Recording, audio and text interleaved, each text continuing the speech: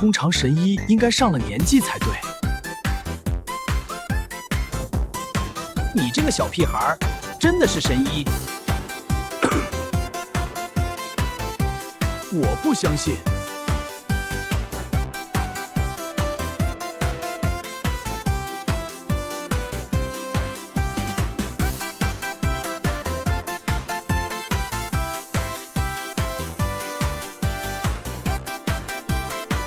不信的话，我立刻根治你的咳嗽，保证立刻见效。将军，快吃了这株仙草，吃了你就知道了。感觉力量在增长，果然是万年毒草，立刻见效。